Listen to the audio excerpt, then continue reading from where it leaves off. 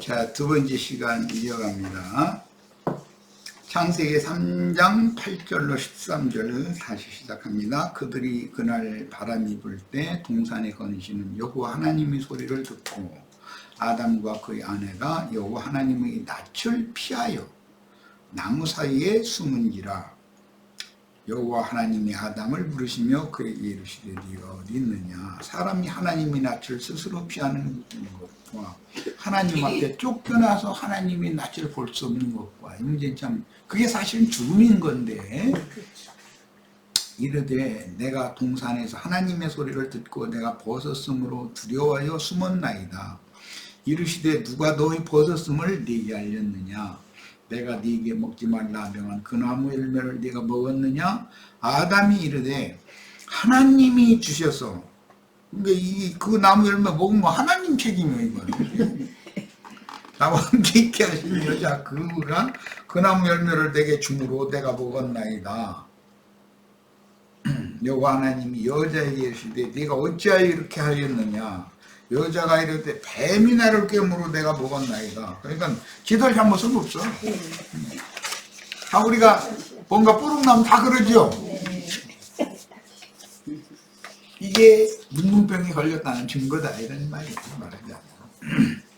창세기 3장 17절로 19절 아담에게 이르시되 네가 네 아내의 말을 듣고, 네 아내의 말을 듣고라는 것은 내 말을 거부하고 네 아내 말을 들었지 않냐 지금 이 말이에요.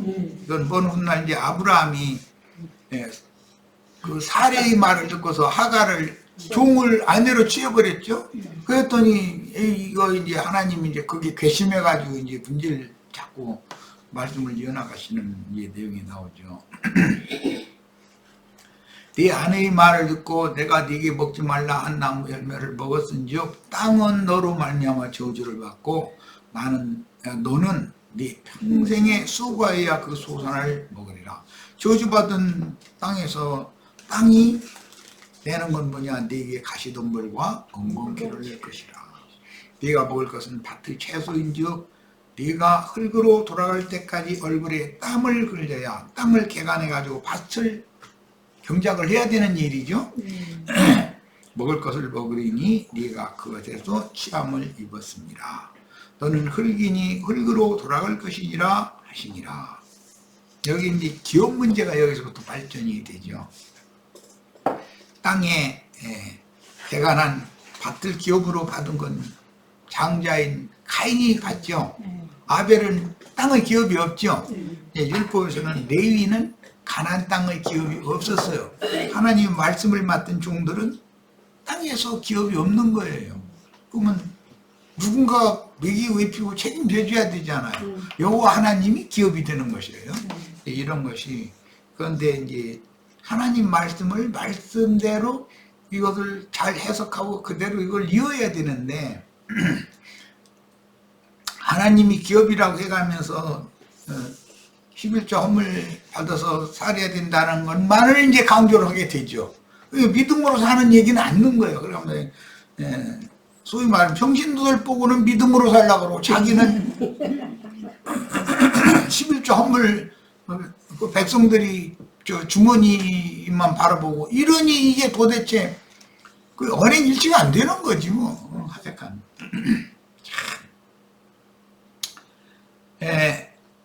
이번에는 이제 창세기 4장으로 갑니다. 가인 이야기예요. 땅의 기업을 받은 사람은 아담의 기업을, 땅의 기업을 받은 사람은 가인이죠. 여호와께서 가인에게 이르시되 네 아우 아벨이 어디 있느냐. 죽여서 감춰버렸다는 거 다 시체 유기했다는 거 알고 있죠. 그가 이르되 내가 알지 못하나이다. 아니 지가 죽여가지고 하나님 눈 속이려고 흙땅 속에다가 묻어버리고 나서는 뭘 모른다고. 내가 내 아우를 지키는 자니까 하는 거 보니까 이게 이제는 도가 지나쳐버린 이야기라는 걸 알 수 있죠. 이르시되 네가 무엇을 하였느냐. 지금 몰라서 물어보실 리가 없죠. 내 아우의 핏소리가 땅에서부터 내게 호소하느니라. 땅에 피를 흘려가지고 시체를 땅속에다 묻어버렸기 때문에 겉으로 볼 때는 안 보이는 것 같지만 이것은 아담에게 내린 저주를 가인이 실현한 거라는 것을 알 수 있는 것이죠. 너는 흙이니 흙으로 돌아가라 그랬으니까 가인이 자기 동생을 죽여가지고 흙 속에다 갖다가 묻어버린 거예요. 이게 이런 말씀 때문에 흙무덤에서 부활하면은 심판의 부활로 일어나는 거예요. 네. 바위에 판 쇠무덤, 돌무덤에서 부활을 해야 생명의 부활로 일어나는 거고, 땅이 그 입을 벌려 내 손에서 내 아우의 피를 받았은즉 네가 땅에서 저주를 받으리니 네가 밭을 갈아도 땅이 다시는 그 효력을 내게 주지 아니할 것이요 너는 땅에서 피하며 유리하는 자가 되리라. 계시록에 그래서 땅에 거하는 자들에게 우리의 원수를 갚아주지 아니하시기를 어느 때까지 하려 하시나이까라는 말씀이 왜 나오는지 이제 아시겠죠. 저주받은 땅의 기업을 받은 자들, 그것이 유대교 지도자들이었고, 그들에 의해서 하늘의 기업을 받은 아벨 세신해 주신 셋의 후손들, 하늘의 장자들을, 하늘이 기록한 장자들이 교회를 세우는 자들은 박해를 받고 순교를 당하게 되어 있는 것인데, 그 피의 양이 차야만 하나님이 한 시대를 새 시대로 바꾼다라는 것이 성경 이야기가 여기 이제 근거가 여기서 나온 거죠. 가인이 여호와께 아뢰되 내 죄의 벌이 지기가 너무 무거우니이다. 저주를 받은 것 때문에 지금 땅에서 피하며 유리하는 자가 될 것이다 라고 저주를 내리니까 하시는 말씀이에요. 하나님의 보호가 없이 네 스스로 살아야 된다라는 말이죠. 문자대로 하자면 주께서 오늘 이 지면에서 나를 쫓아내시온즉 이게 하나님의 면전에서 쫓겨나는 것은 곧 죽음이다 이거예요. 내가 죽이 낯을 뵙지 못하리니 내가 땅에서 피하며 유리하는 자가 되리라. 땅에서 계속 피해 다니고 쫓겨다니는 신세로 살아야 된다는 것이죠. 이런 말씀을 보면 나를 만나는 자가 나를 죽이겠나이다 라고 염려한 걸 보면 아담이 인류의 조상은 아니죠. 민수기 5장 1절로 7절을 보고 문둥이촌인 기드론 시내 건너편의 베다니 사람들을 찾으신 주님의 마지막 한 주간을 읽고 가인에게 주신 구원의 표를 가인과 같이 심판의 표로 오용하면 안 된다. 그에게 표를 주셨죠. 아무도 그를 죽이지 못하도록. 그러니까 죽을 수밖에 없는 죄인이지만 그 죄인을 구원하는 것이 하나님 목적이지 죽이는 것이 하나님 목적은 아니었다는 것이죠. 그런데 그 표를 받아가지고 가서 노 땅으로 가서 애녹성을 쌓고 자기 스스로를 자기가 보호하는 그 성을 쌓은 것이 이제 계시록의 큰 성 바벨론을 쌓고 그 안에서 구원받을 자신들은 구원받았다고 이러고 있는 거예요. 그런데 하나님 보실 때는 그게 소용없는 짓이다. 자, 이것은 아담이 범죄한 이후에 무화과나무의 불을 치마라고 동산의 나무들 사이에 숨은 것을 이렇게 그 아들인 가인의 때에는 노 땅에 가서 애녹성을 쌓고 거기서 자기를 스스로 보호를 하려고 한다 이거예요. 그런데 그거는 구원이 아니라는 것이죠. 그러니까 그 아버지의 저주가 가인에게 지금 내려온 거예요. 그런데 우리는 저주를 복으로 바꾸신 아브라함의 복이, 믿음의 복이 이제 우리들의 신앙 노선인 것이죠. 자, 그래서 문둥이촌인 베다니의 대제사장이신 주님이 베다니 사람들을 찾으신 주님의 마지막 한 주간에 관하여 읽고 가인에게 주신 구원의 표를 심판의 표로 오용하지 말고 주 예수를 주와 그 그리스도로 믿어서 구원을 받고 믿음을 지켜서 구원을 이루어야 하겠습니다. 자, 마귀가 사람 속에 넣어준 죄, 곧 마귀의 속성은 교만과 거역인데 이를 흔히 죄의 성향, 그래서 죄성, 이건 신학적인 용어죠. 죄성이라고 하고, 죄가 연약한 흙사람에게 들어와 사람을 죄는 육체 속에 거하면서 주장하죠. 은혜는 사람의 심령 속에 들어와서 그 사람을 지배하고 다스리는 거예요. 흙사람에게 죄가 들어와 사람을 교만하고 악독하게 변질시키면 영의 중심 기능인 양심이 마비되어 조물주와 그분의 일하심에 대하여 무감각하고 거역하는 짐승인간 상태로 나타납니다. 이게 문둥병 증세다. 양심이 화인 맞은 양심을 가진 사람들은 무감각한 것이죠.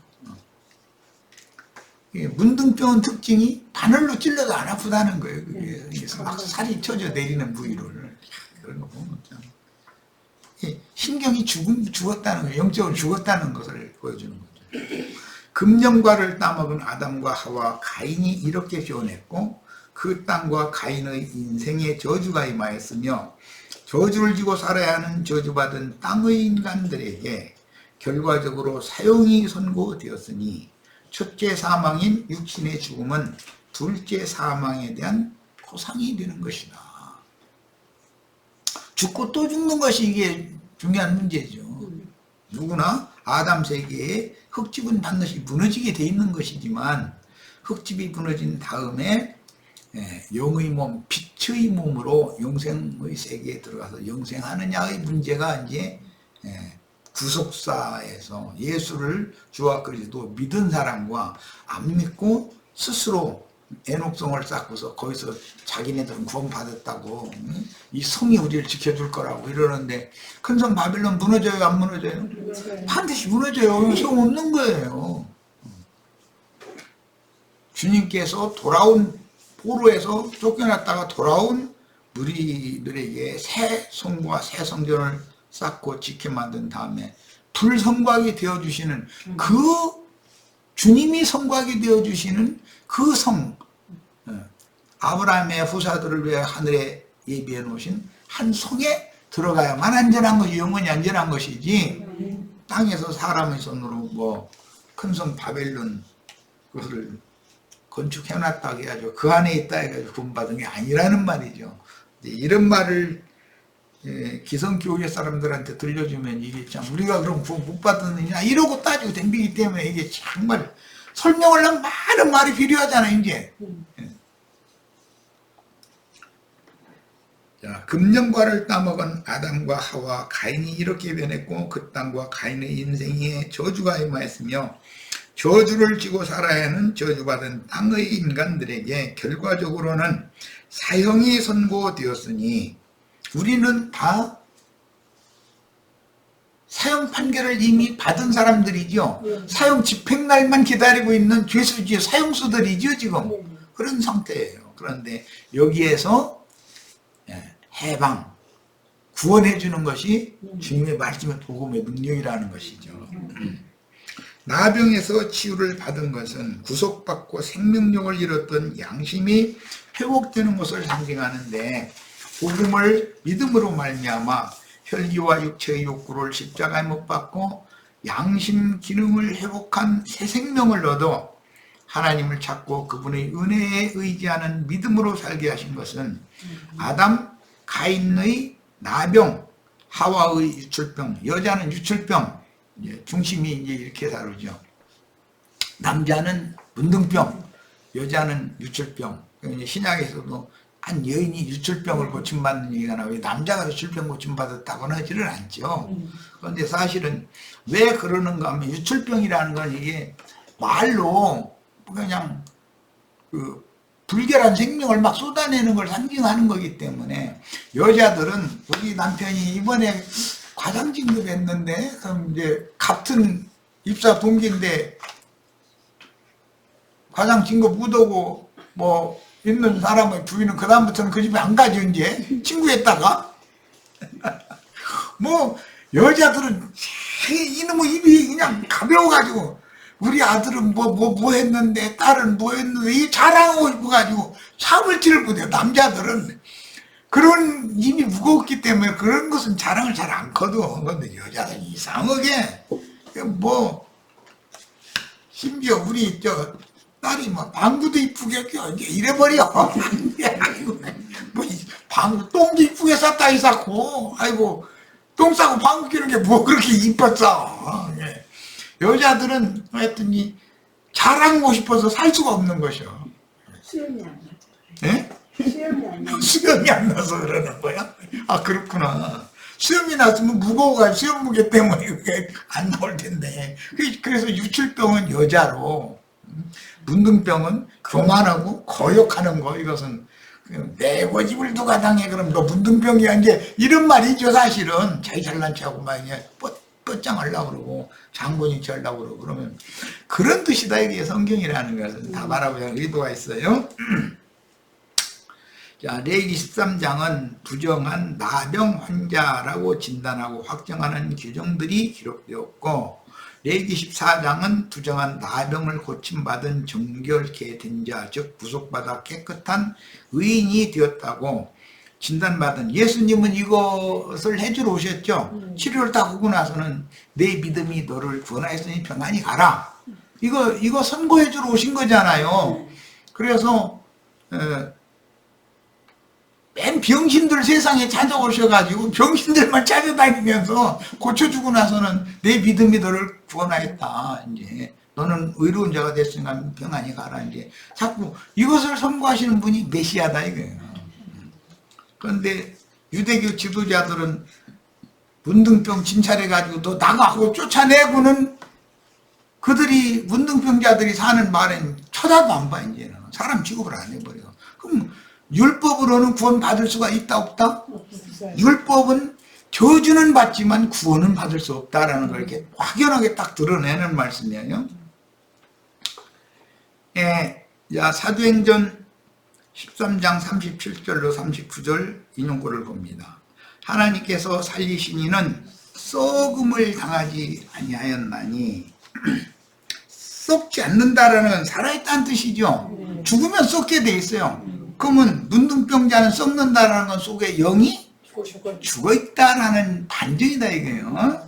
그래서 문둥병 걸리면 그 피부에 살이 우묵하게 이제 푹 패인되는 거잖아요. 그럼 속에서 썩어서 지금 썩고 있다는 증거라는 거예요. 이건 너는 죽은 자다 이 말이죠.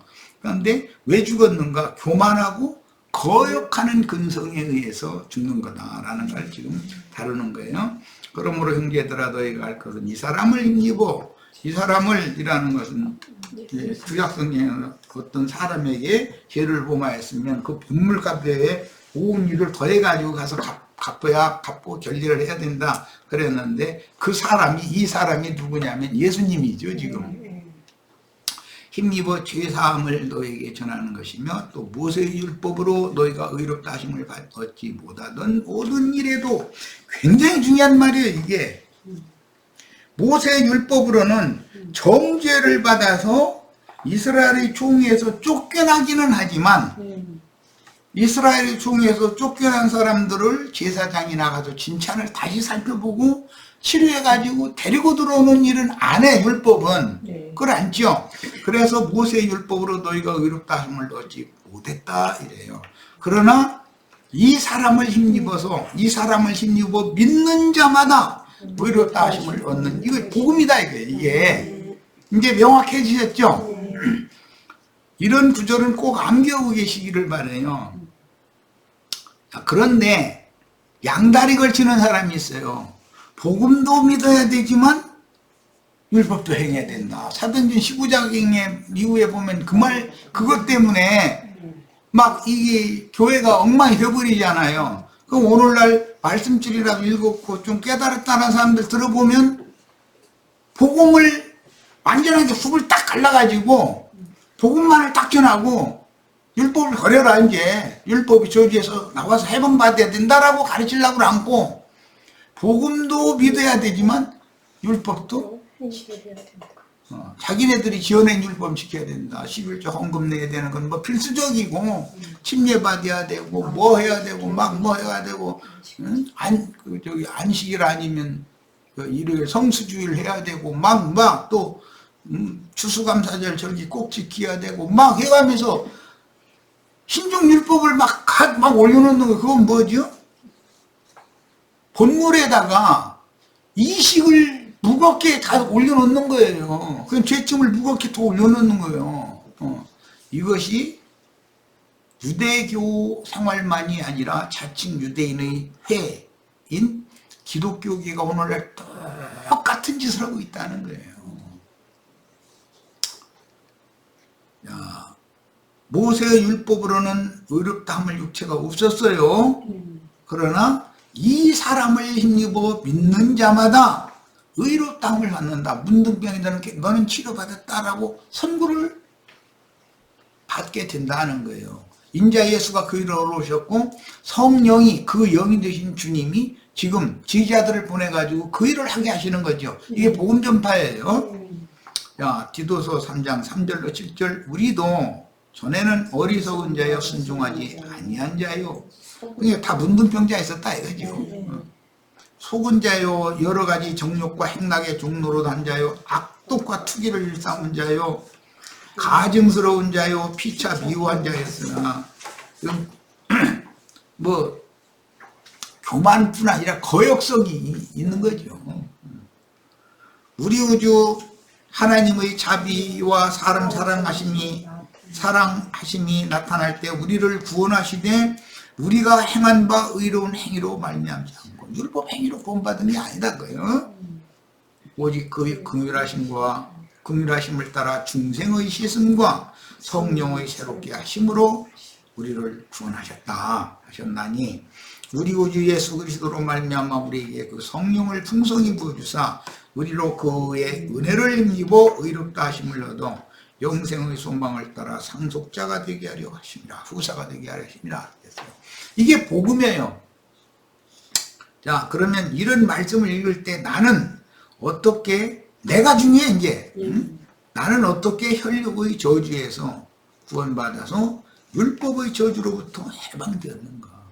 내가 문둥병자였었고 유출병자였는데 나는 무슨 방법으로 구원받았는가에 대해서 주님 앞에서 그것을 자기 입으로 다 증거할 수 있어야 되잖아요. 심판대에서.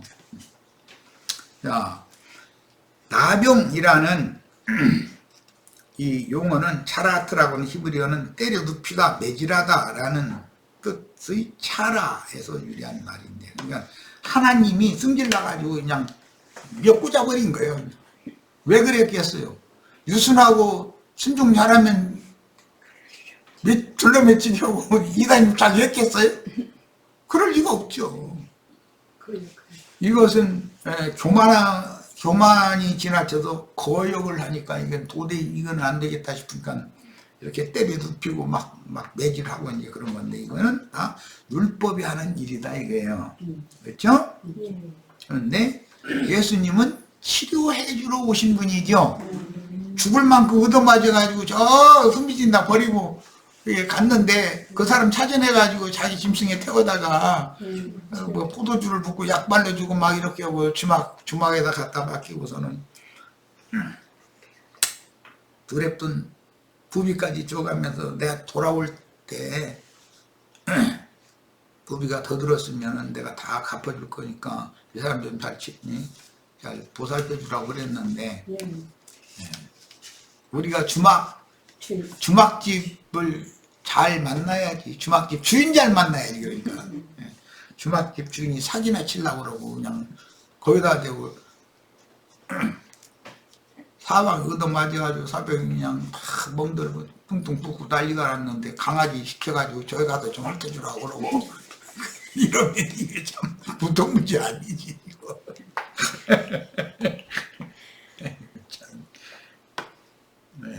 이는 나병을 죄에 대한 하나님의 저주요 사람이 스스로는 치료할 수 없는 징벌로 생각하던 히브리인들의 사고방식을 그대로 반영하고 있는 말씀이다. 나병이라는 용어 자체가 히브리인들의 그런 개념을 반영하고 있다는 거죠. 그래서 이건 영적으로 교만하고 완악한 사람들에게 내린 하나님의 저주가 나병이다 라고 생각했고 유출병이라고 생각했어요. 의학적인 나병은 나균에 의해 피부라든가 점막, 말초신경, 내장 등의 병증상이 발생하는데 현대의학으로 밝혀진 바에 의하면 만성 전염병인 레프라 또는 한센병이라고 하지만 여기 우리 저 윤자매님이 그 동네에서 살다 왔다고 그랬지? 거기 저 땅끝 마을 볼교래잖아요. 네? 소록도는 다르죠. 소록도는 다르죠. 나 그쪽으로 생각하고 있었네. 아, 벌교에서 왔구나. 한센병이라고 하지만 성경이 말하는 나병은 의학적인 나병과는 다르다라는 거 서두에 말씀드렸어요. 피부병을 말하는 거예요. 성경은 악창과 옴, 화상의 독종, 그 불로 대도 막 열기가 막 이렇게 해가지고 진물이 질질 흘리고 이렇게 할 수가 있고 또 어떤 종기가 발생해가지고 탈을 잡으면 펄겋게 사독이 가지고 퉁퉁 부어오르고 그런 걸 전부 문둥병으로 진단을 했다는 거예요. 그러니까는 세상의 문둥병은 표상일 뿐이고 성경이 말하는 문둥병이라는 것은 영적인 문둥병을 말한다는 걸 우리는 쉽게 알 수 있다는 거죠. 자, 저 아래로 이제 내려가겠습니다. 성경에서 나병은 죄의 원인이 되는 저주 아래에 있는 인간들의 교만과 거역성을 대표하는데 인간의 타고난 교만성은 하나님의 저주가 임하는 원인이요 악창이나 독종, 창병, 예를 들어서 노인들 어디 좀 아파가지고 계속 침대에 누워 있으면 등창이 생기죠. 욕창이라고 그러죠. 창병이 생기죠. 독종 등의 피부병을 포함하여 나병으로 진단하는 성경은 의학적인 나병과는 전혀 다르게 영적 죽음의 원인인 마귀의 본질과 마귀의 정신에 감염된 증상을 말한다. 그러니까 문둥병이나 유출병의 병 원기운자가 누구냐면 마귀죠. 교만성과 거역성이 마귀에게서 사람에게 유전돼 들어온 것이죠. 그러므로 성경의 의도를 살펴서 멸망의 앞잡이가 되는 영적 교만성과 거역성의 원인인 육적 자아의 도끼를 매우 경계하여 항상 자신의 내면을 살펴서 하나님의 징벌을 당하여 은혜를 소멸함으로 이스라엘 총회인 교회 생활 밖으로 구약성경에서는 진영 밖으로 쫓아낸다 이랬는데 교회 생활 밖으로 쫓겨나지 말아야 된다.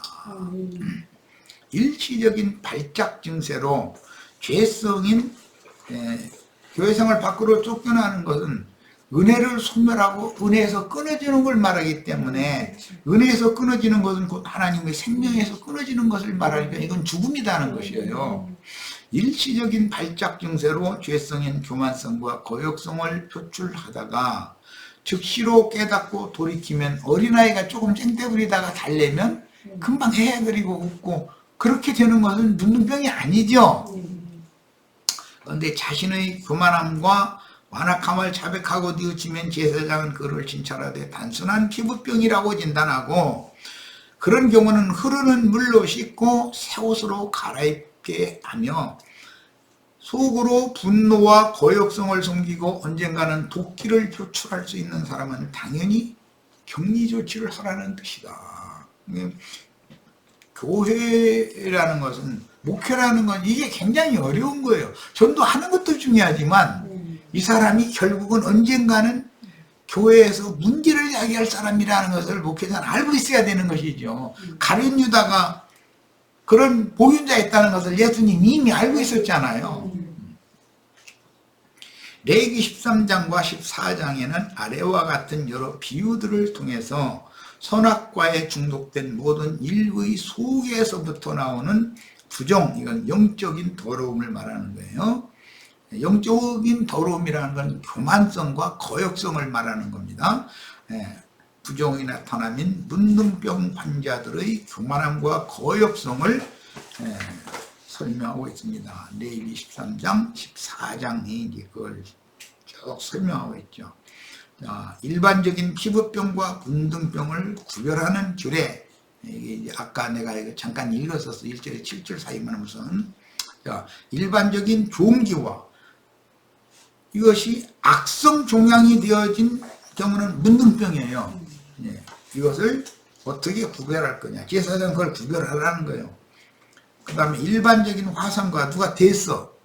불에 됐는데 이것이 됐다가도 쉽게 낫는 사람이 있지만 계속 탈을 잡고 진물이 계속 나오고 뭐 백약이 무효인 경우 이런 경우는 문둥병에 걸렸다고 진단한다 이거예요.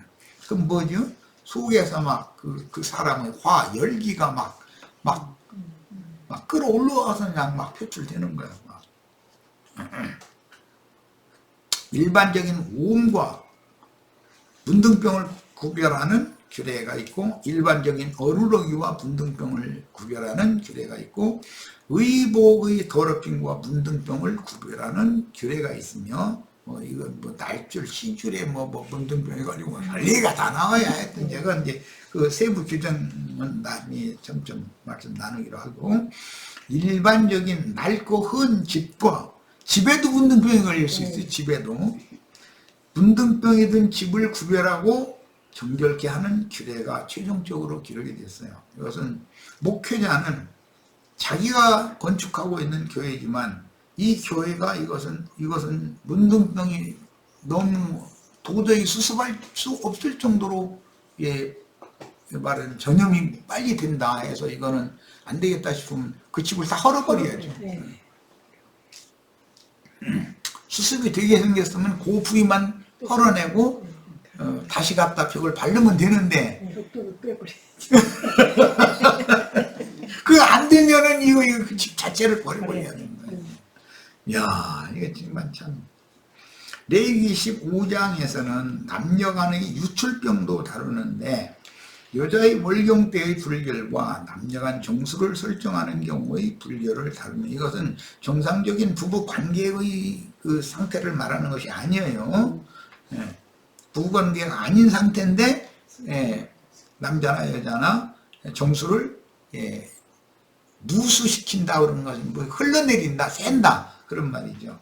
그건 이제 성병인 경우죠. 이제 육신적인 세상적인 말로 보자면 그런 경우의 불결을 다루며 악창 이건 피부병이고 독종, 종기 잘 낫지 않는 종기 포함 이런 것을 포함하는 문둥병이나 유출병은 육신에 속한 사람들의 속으로부터 나오는 겉으로 그렇게 나타나지만 속에서 그게 나타나는 거다 이게. 그런데 이게 더 무서운 것은 속에 그게 부글부글 하고 있는데 겉으로는 아닌지 하고서 가룟유다처럼 3년 반을 끝까지 다니면서 말씀 들어. 나 이거 사람 죽어 있는 거고 그러다 나중에 가서는 딱 튀어나가서는 딴 짓을 하고 다니면 이게 큰 문제인 것이죠.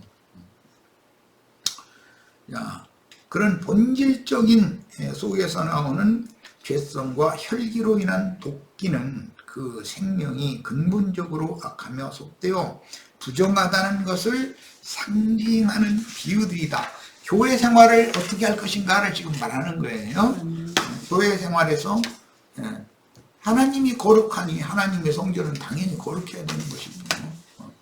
자, 레위기 13장과 14장에서 다루는 문둥병과 15장의 유출병은 이미 구속받은 형제들의 교회 생활 중에서 어떤 교만한 자들이 일어나 타락한 본성에 따라 성령을 거스르며 진리를 회방하여 하나님의 절대 권위를 거역하는 자들에게 하나님의 저주가 임한 상태를 문둥병 혹은 유출병이 걸렸다. 그때 당시는 그 병은 하늘이 내린 저주이기 때문에 사람의 힘으로는 고칠 수 없는 병으로 인식했죠. 근데 현대는 문둥병으로 다 고치죠.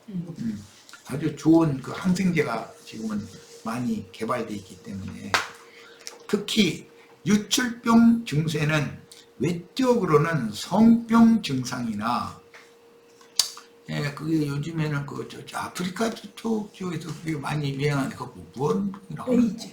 에이즈라 그러지 나중에 그 성병이죠. 그런 것도 요즘에는 많이 잡혀가고 있어요. 왜냐하면 항생제가 워낙에 강력한 항생제가 나오니까 처음에 아무것도 아닌 페니실린 발견한 것이 참 어마어마한 획기적인 일이던 지금은 이제 막 마이신 막 마이크로마이신 막 이런 식으로 그냥 막 좋은 약들이 자꾸 개발돼서 나오니까 이제 항생제를 먹으면 치유가 되죠, 요즘에는. 그래서 분등병이나 그 성병, 에이즈라고 하는 이런 것이 요즘에 이제 치유가 돼요.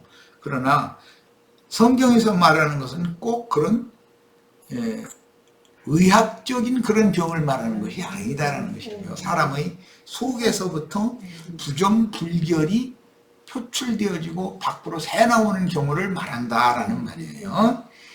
자, 그 다음에 부정함을 지적해주는 이제 말씀인데, 자기 자신을 돋보이게 하려고 자랑의 말이나, 목사들도 은근히 강대상에서 자랑의 말 참 많이 하지요. 그게 다 뭐죠? 성병 걸려서 그러는 거예요. 에이즈 걸려서 그래. 그게 그래가지고 유출하고 있는 거죠.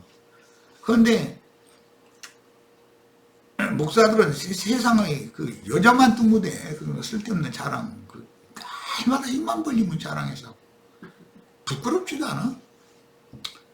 자랑의 말이나 과시하는 말을 많이 하므로 속에서 나오는 불결이 밖으로 흘러나오는 유출병으로 상징하므로, 나병이나 유출병은 모두 타고난 교만과 거역성에서부터 비롯된 것이다. 그래서 자기를 자꾸 돋보이게 하고자 하는, 그것은 피해의식이 많은 사람일수록 자랑의 말을, 누가 묻지도 않는 자랑의 말을 많이 하는 것은 내가 저 사람한테 좀 딸리는 것 같다 싶으면 쓸데없는 소리를 하는 거예요, 이게. 그런데 이제 남자들은 깨끗하게 인정하고 마는데, 여자들은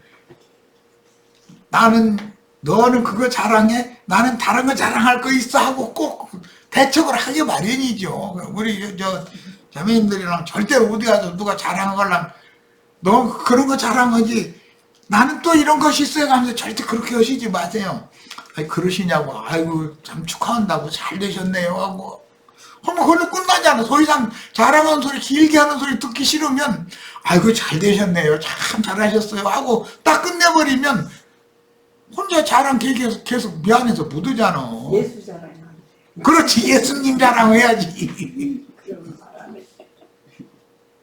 문둥병을 다루는 13장과 14장, 그리고 유출병을 다루는 15장 역시 11장에서 하나님의 기름 부음을 받은 제사장이지만 하나님의 명하시지 않은 다른 불로 분향하다가 하나님의 불로 치심을 받아 죽은 나답과 아비후의 부정과 진리분별을 못하는 신자들, 이게 11장이 아니라 10장이었었고 11장이 음식 가려 먹는 얘기였었죠. 내가 이거 오타가 나왔네. 여기 10장입니다. 신자들의 진리를 분별하지 못하는 건 11장이죠. 신자들의 교만함과 거역이 영적인 부정하며 영적 사망의 원인이라는 것을 계속 이어서 지금 설명을 하는 거예요. 자, 복음의 제사장 직분을 맡은 종들이 하나님의 백성들 위에 군림하여 더러운 이를 취하려는 야심으로 자신에게 거룩하고 영화로운 사제복을 입혀서 영광스러운 직무를 이용하신 주님을 무시하고 타고난 본성대로 행해도 분별 없이 맹신하는 백성들은, 먹지 말아야 될 것을 막 그냥 주워 먹어버리는 거, 이제 11장 이야기죠. 그래서 그런 백성들에게 신속하게 이 제사장이 병을 퍼뜨리면 신속하게 퍼져버린다. 전염되고 나병과 유출병이 만연한 율법 종교에서 벗어나서 구원을 받을 길이 없게 된다. 율법은 병 걸리면 쫓아내는 것만 하지 쫓아나가서 치료해 주는 것은 안 하니까. 율법이라는 건 하나님의 눈으로 보실 때 다른 불로 분향하는 육적 제사장들은 문둥병으로 인하여 부정하나 본인들은 자신들이 거룩하고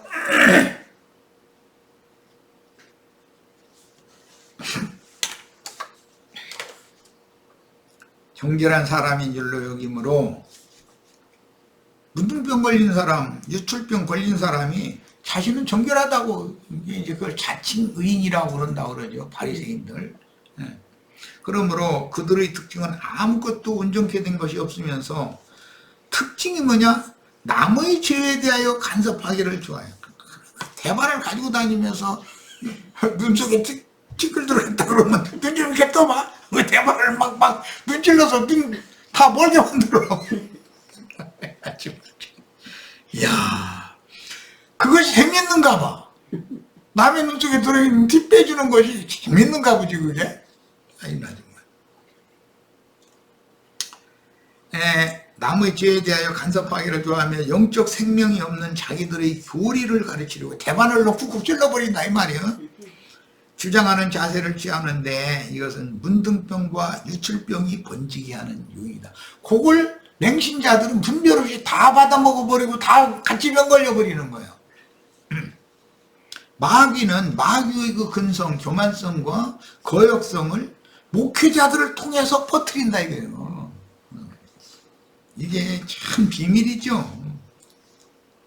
그들은 자기들의 술친구와 더불어 독주와 포도주를 마시며 외식하기에만 열심인데도 딸을 낳은 모친 교회는 문둥이 남편에게 맹종하기 때문에 함께 문둥병과 유출병의 부정에 전염되고 마침내는 주님께 경륜적인 징계를 받아 끝내 사망 권세로부터 깨끗함을 받지 못한 짐승들과 함께 바깥 어둠에 쫓겨나거나 최악으로는 불모의 형벌을 받게 됩니다.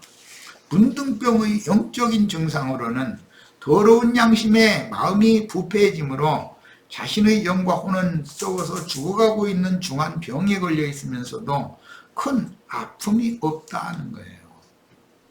감각이 없는 거예요. 아픈 증상이 없는 거죠. 이게 제일 무섭죠. 속에 무슨 어떤 그 간암이 특히 그런다 소리를 내가 들었어요.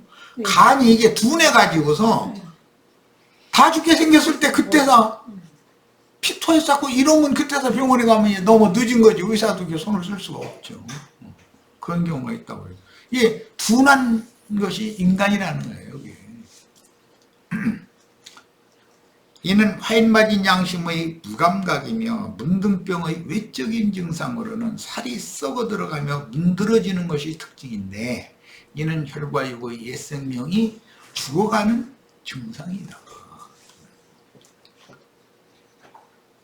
이미 영적으로 죽은 몸은 결국은 죽을 수밖에 없게 돼 있다는 것이에요.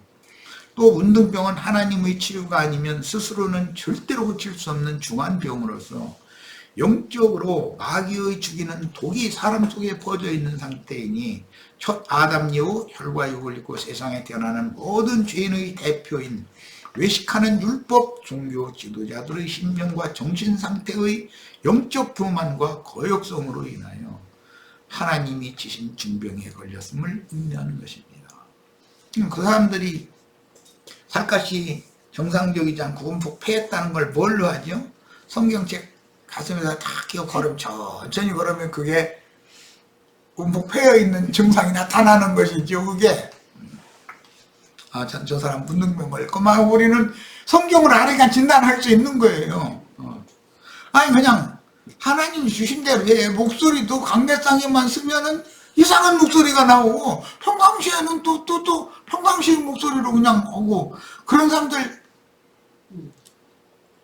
그런데 그런 사람들은 인기가 많아가지고 우리 목사님이 능력이 막 있다고 이러고 그러니 나 왜 그렇게 위선적이고 외식하는 것을 그 하나님의 백성이라는 사람들이 분별 없이 그렇게 좋아하니 나 그 이유를 모르겠어. 그래가면서 내 21장 봐 이런 말씀 뭐 비늘 없으니 먹지 말고 맨 이런 얘기나 날마다 하고 앉았고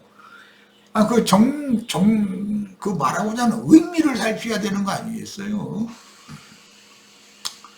민수기 12장 12절 그로 살이 반이나 섞어주고 못해서 나온 자같이 그게 없어서 아까 이건 이미 보고 설명했어요.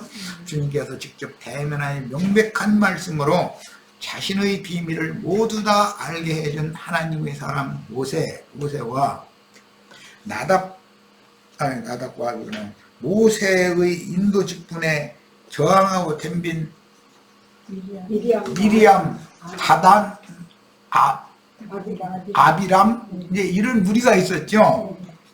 우리에게는 말씀하시지 않느냐? 말씀해요. 말씀하는데 그들에게는 비유로만 꿈꾸듯이 이렇게 말씀하시고 모세에게는 명백하게 말씀하신다. 이게 차이가 있는 거죠. 똑같이 하나님 말씀을 안 듣는 사람 없어요. 어제든가 우리 그 중집회 때 이제 마침 그런 말씀 나왔는데 하나님은 여러 방면으로 자신을 계시하는 거예요. 자연현상을 통해서든 인간의 삶에서 여러 가지 사건들을 통해서도 그분이 메시지를 전하는 거고 제일 중요한 것은 말씀을 맡은 어떤 종들을 보내서 성경을 깨닫게 해주는 이게 제일 이제 중요한 게 하나님 자기를 나타내는 표현인데 모세에게는 말씀을 직설적으로 다 해서 모든 것을 명확하게 얘기했단 말이에요. 그런데 자기네들에게 말씀을 아는 것이 아니에요. 했는데 모세처럼 명확하게 들은 게 아니죠. 불분명한 것도 많고 부족한 것도 많지. 그런데